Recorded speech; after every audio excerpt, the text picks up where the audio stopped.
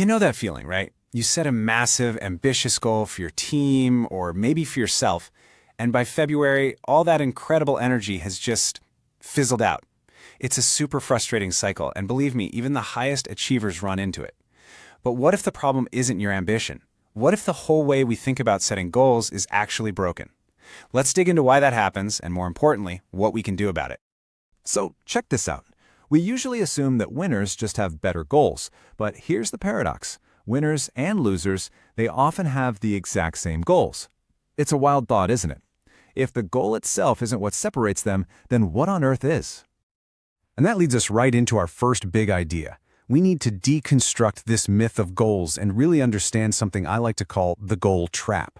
The problem for most of us isn't a lack of drive. It's that we're way too focused on a single outcome. I mean, this quote just nails it, doesn't it? Think about it. Every single athlete at the Olympics wants that gold medal. You've got thousands of competitors with one single, identical goal. If pure ambition was enough, that podium would be seriously crowded. So, clearly, the goal itself just isn't the magic ingredient. You see, this goals-first mindset has some really serious pitfalls for long-term progress. First off, it's all about this momentary burst of change, which just isn't sustainable. Second, and this one is huge, it makes you postpone happiness. It's that whole, I'll finally be happy when I hit this quarter sales target trap. And then there's the yo-yo effect. What happens after you smash the goal? Well, a lot of the time, motivation just plummets, and everyone reverts right back to their old habits.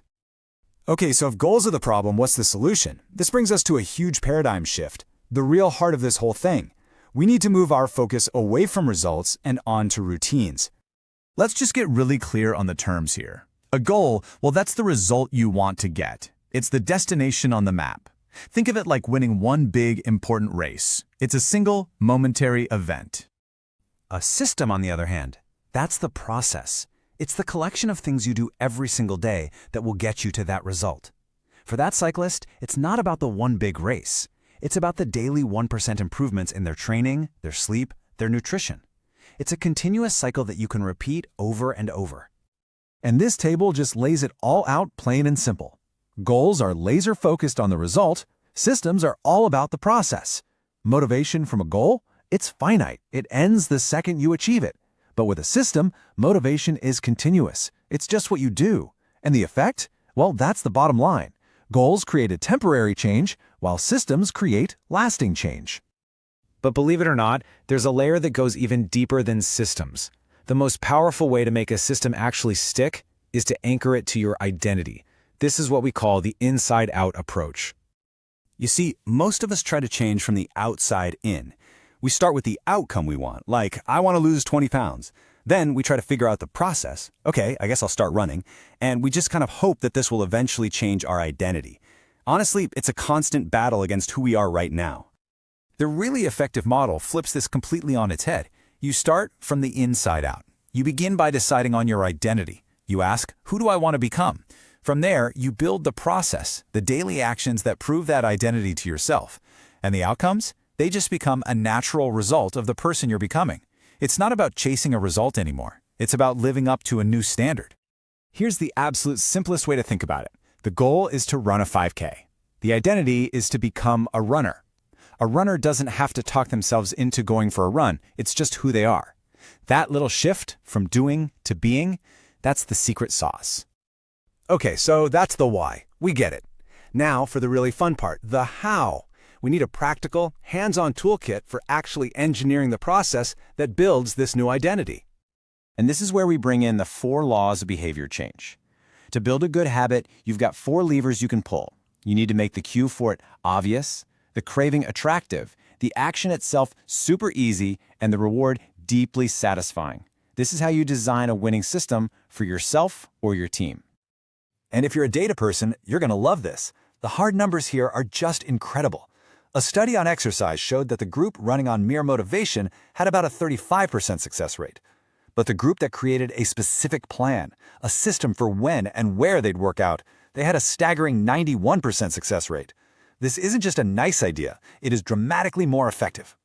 So where do you even start? Well, there's this fantastic little tactic called the 2-minute rule. Your new habit isn't to run 3 miles, it's to put on your running shoes. That's it. You just master the art of showing up. You shrink the habit down so small that it's almost impossible to say no. It just kills that initial friction.